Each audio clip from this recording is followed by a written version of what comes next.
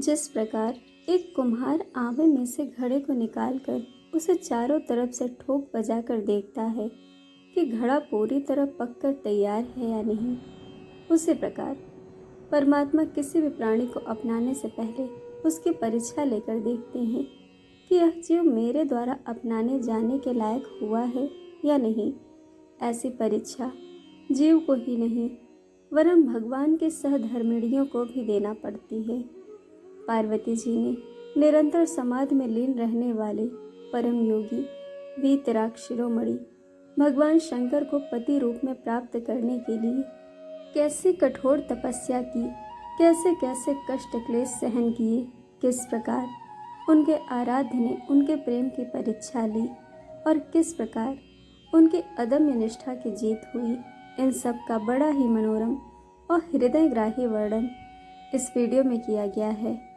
दक्ष यज्ञ की योगाग्नि में भस्म होने के बाद सती पर्वतराज हिमालय और उनकी पत्नी महारानी मैना के यहाँ पार्वती के रूप में अवतीर्ण हुई।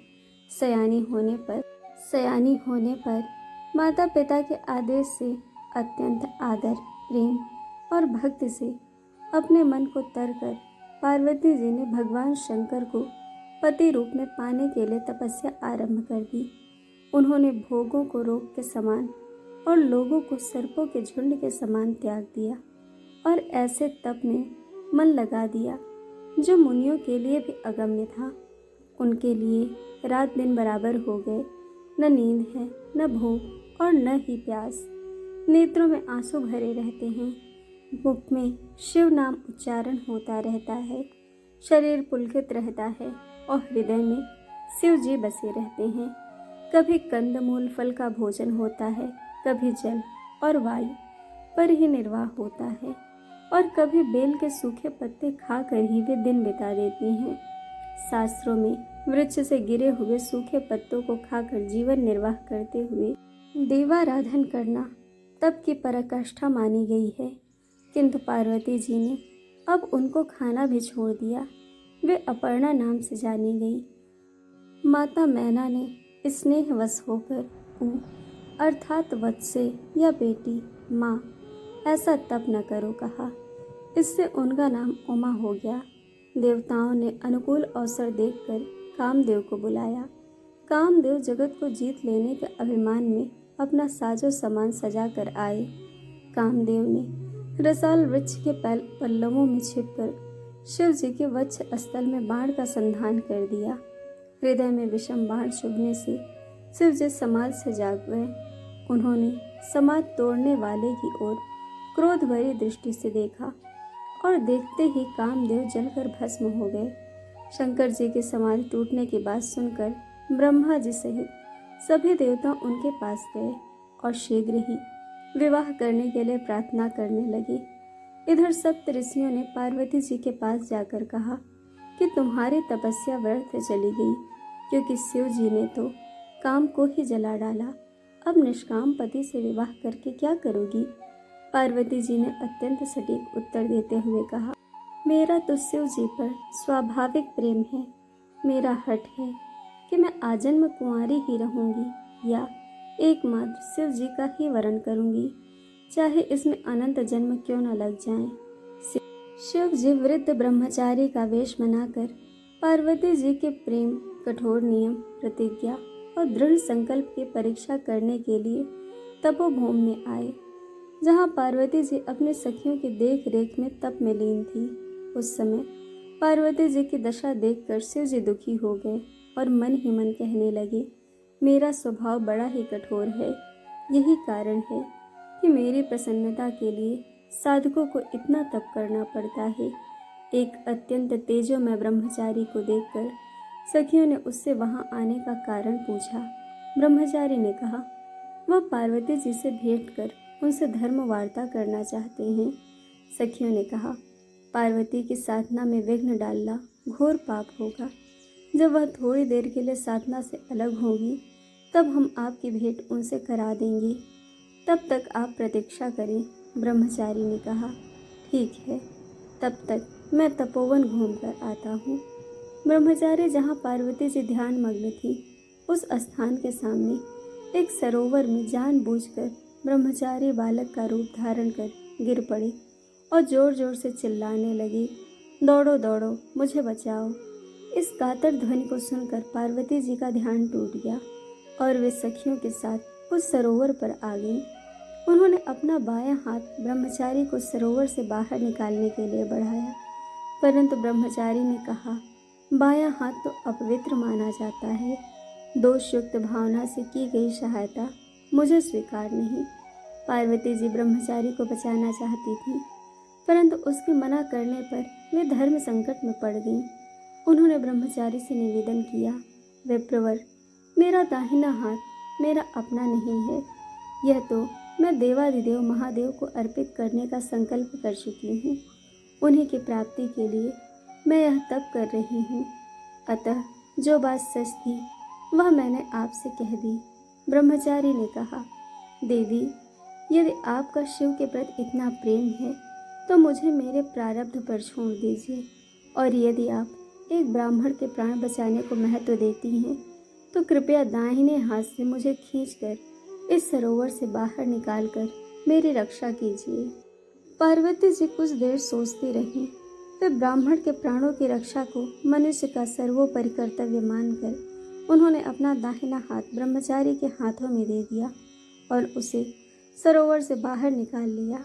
ब्रह्मचारी की प्राण रक्षा तो हो गई, परंतु पर पुरुष को अपना दाहिना हाथ देकर पार्वती जी आत्मग्लानि से भर गईं।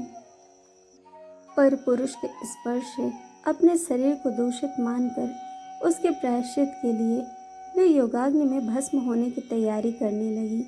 ब्रह्मचारी ने उनसे प्राण त्यागने का कारण पूछा। तब पार्वती जी ने उसे शिव के प्रति अपनी निष्ठा बताई।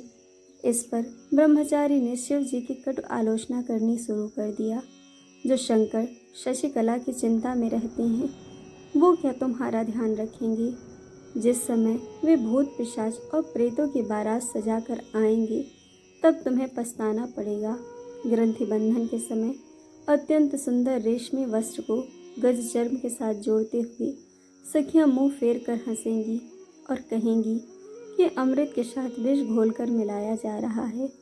जरा सोचो तो सही, कहाँ तुम्हारा फूलों सा सुकुमार शरीर, वो त्रिभुवन को लुभाने वाला सौंदर्य, और कहाँ जटाधारी चिता भस्म लेपनकारी शमशान विहारी त्रिनेत्र भूतपति महादेव, और कहाँ तुम्हारे घर के देवता लोग, और कहाँ शिव के पार्षद भूत प्रेत, कहाँ तुम्हारे पिता के घर बजने वाले सुंदर बाजों की ध्वनि, और कहाँ उन महादेव के डमरू सिंगी और गाल बजाने की ध्वनि। न महादेव के माँ बाप का पता है, न जाति का, न उनमें विद्या है, और न शौचाचार ही। सदा अकेले ही रहना, विरागी कमंडलधारी। शिव के साथ रहकर तुम क्या सुख पाओगी? पार्वती और अधिक शिव निंदा न सह सकी और तमक कर बोली, मालूम होता है तुम शिव के विषय में कुछ भी नहीं जानती, इसी से मिथ्या प्रलाप कर रहे हो। शिव वस्तुतः निर्गुण है, करुणावश ही वे सगुण होते हैं। उन सगुण और निर्गुण उभयात्मक शिव की जाति कहाँ से होगी? जो सबके आदि हैं, उनके माता पिता कौन होंगे? सृष्टि उनसे उत्पन्न होती है, अतः उनकी शक्ति का पता कौन लगा सकता है?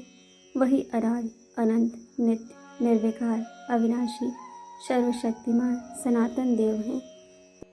तुम कहते हो कि शिव विद्याहीन है। अरे, ये सारी विद्याएं आई कहाँ से हैं? तुम मुझे शिव को छोड़कर किसी अन्य देवता का वरण करने को कहते हो। अरे, इन देवताओं को जिन्हें तुम बड़ा समझते हो, देवत्व प्राप्ति ही कहाँ से हुआ है? यह उन भोलेनाथ की कृपा का ही तो फल है। इंद्रादि देवगण तो उनके दरवाजे पर ही स्तुति प्रार्थना करते रहते हैं और बिना उनके गणों की आज्ञा के अंदर घुसने का साहस नहीं कर सकते। तुम उन्हें अमंगलवश कहते हो।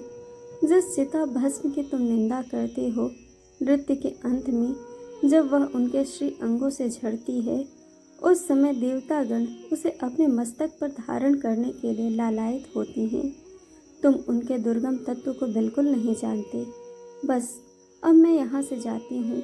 कहीं ऐसा न हो कि यह दुष्ट फिर से शिव की निंदा आरंभ कर मेरे कानों को अपवित्र करे। पार्वती जी के इन वचनों को सुनकर उनका सत्य, दृढ़ और पवित्र प्रेम जानकर बटुक वेशधारी शिव ज्यादा देर पार्वती जी से छिपे न रह सके। पार्वती जी के रूप और अनुराग को देखकर शिव जी उनके वश में हो गए और पार्वती जी जिस रूप का ध्यान करती थी उसी रूप में भगवान शिव उनके सामने प्रकट हो गए और बोले, मैं तो केवल तुम्हारी परीक्षा ले रहा था। तुम्हारी तपस्या सफल हुई। मुझको आज तक किसी ने कृतज्ञ नहीं बनाया, परंतु हे पार्वती, तुमने तो अपने तप और प्रेम से मुझे मोल ले लिया। तुम संसार समुद्र में स्त्रियों के बीच रत्न सदृश उत्पन्न हुई हो। अब तुम जो कहो मैं इसी क्षण वही करूँगा। पार्वती जी ने शिव जी के पैरों में गिरकर कहा, यह शरीर तो जन्मदाता और पालक माता पिता का है। आप उनसे इसे दान स्वरूप मांगकर उनका सम्मान और आर्य संस्कृति की रक्षा करें। जिस प्रकार जन्म का दरिद्री पारस मणि को पा जाए और उसको साक्षात देखते हुए भी उसमें विश्वास न हो, उसी प्रकार पार्वती जी शिव जी को हृदय में धारण कर घर चली गईं। अनादिकाल से गिरिराज किशोरी पार्वती एवं भगवान शिव हिंदू कन्याओं के परम आराध्य रहे हैं। जब से ये कन्याएं होश संभालती हैं तभी से मनो अभिलाषित वर की प्राप्ति के लिए गौरी पूजन किया करती हैं। दोस्तों, आपको कहानी कैसी लगी यह हमें कमेंट करके ज़रूर बताइएगा और चैनल को सब्सक्राइब, वीडियो को लाइक शेयर करना बिल्कुल मत भूलिएगा। वीडियो देखने के लिए आप सभी का बहुत बहुत धन्यवाद। जल्द मिलेंगे एक और नई कहानी के साथ।